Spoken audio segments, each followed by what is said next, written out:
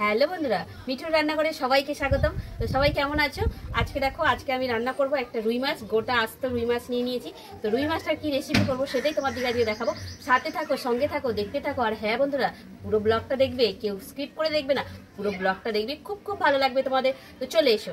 সবাইকে ব্লগটা শুরু করার আগে নমস্কার। তো চলে এসো সবাই। তো এইবার আমি মাছটা কেটে নেবো আগে। তো চলো আগে আমি মাছটা কেটে নেবো।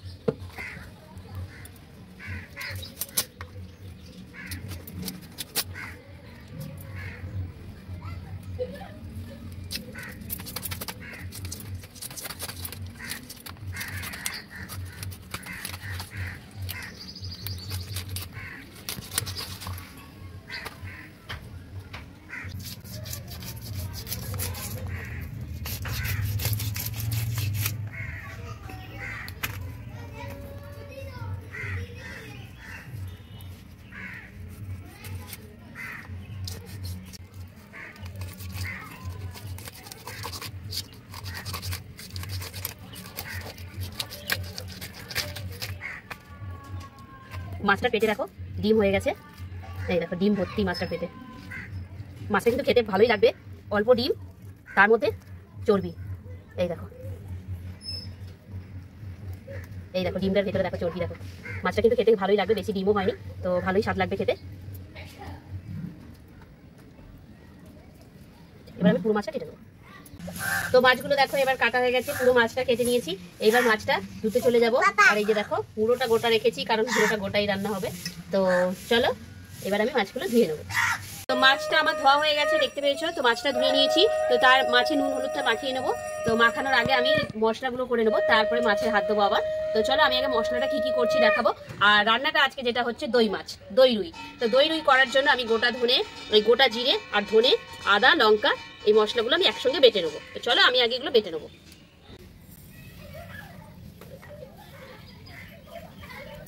তো আগে আমি ধনে জিরেটা বেটে নেবো।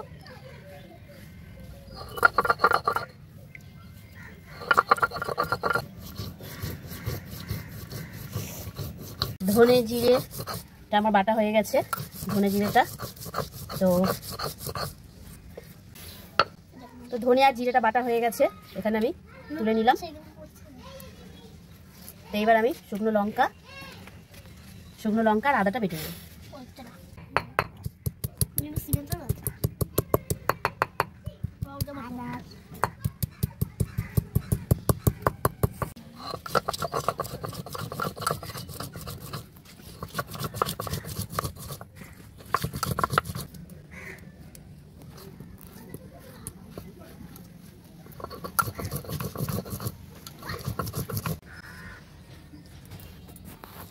তো এখানে আমি আদা আর গোটা লঙ্কা বাটাটাও হয়ে গেছে, এবার আমি তুলে নিলাম।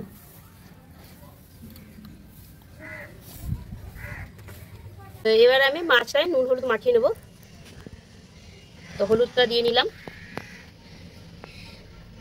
নুনটাও দিয়ে দিলাম। এবার আমি ভালো করে নুন হলুদটা মাছটার মধ্যে মাখিয়ে নেব।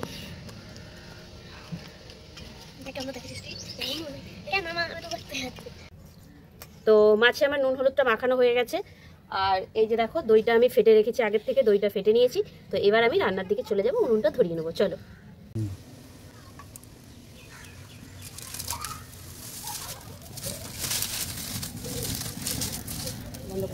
তো উনুনটা আমার ধরে গেছে, কড়া গরম হয়ে গেছে। তো এবার আমি মাছটা ভেজে নেবো, তেলটা দিয়ে দেবো।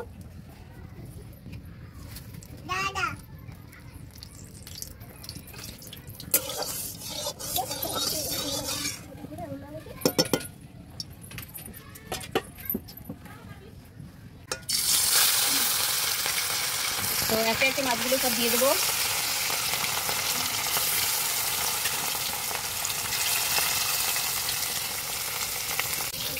তো মাছগুলো আমার ভাজা হয়ে গেছে, দেখো তুলে নিচ্ছি। যেহেতু দই দিয়ে হবে, তো মাছগুলো বেশি কড়া করে ভাজলাম না। তো দেখো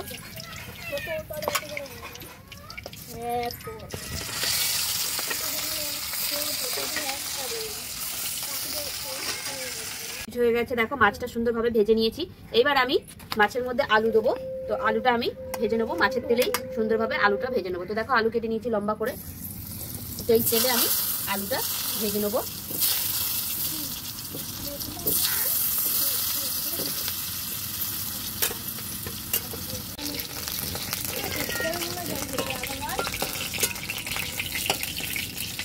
তো আলুগুলো আমি সুন্দর লাল করে ভেজে নিয়েছি।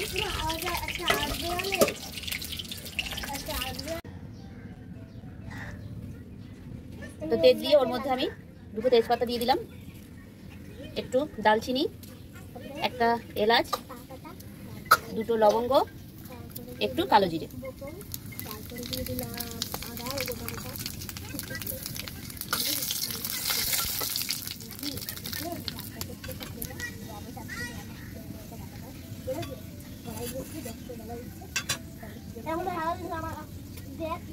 দুটো কাঁচা লঙ্কা।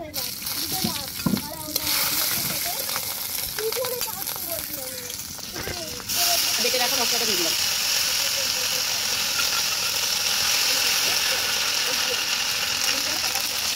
ধনে জিরে বাটাটা দিয়ে দিলাম।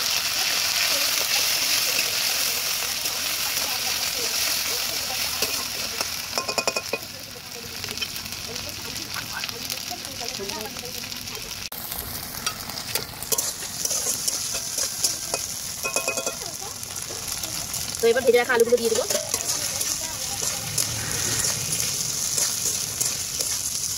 তো এটা মশলার সঙ্গে ভালো করে কষিয়ে নেবো। এবার আমি পরিমাণ মতো নুন দিয়ে দেবো। দেখো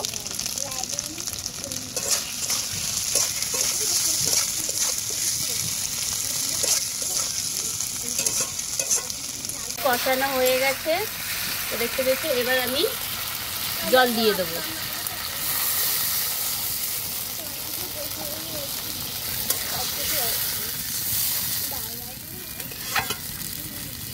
তো এটা এবার দেখো আলুগুলো আমার সেদ্ধ হয়ে গেছে। এবার আমি মাছটা দিয়ে দেবো। কি হয়েছে? যাও। তো ভেজে রাখা মাছগুলো দিয়ে দেবো।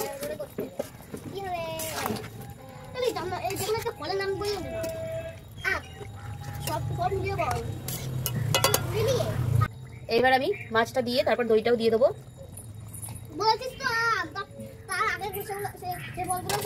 দইটা দিয়ে আমি এবার একটু নেড়ে ছেড়ে দেবো।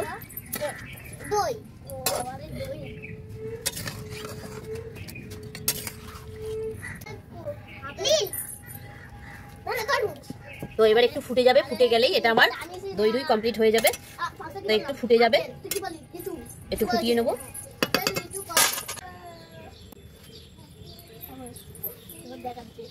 তো দেখো দই দই কমপ্লিট। তো সুন্দরভাবে দই দই কমপ্লিট হয়ে গেছে, রান্নাটা পুরো আমার কমপ্লিট। তো চলো এবার দেখো যে ওরা বসে আছে খাবে, তো ওদের দিকে এবার খেতে দিয়ে দেবো। তো চলো।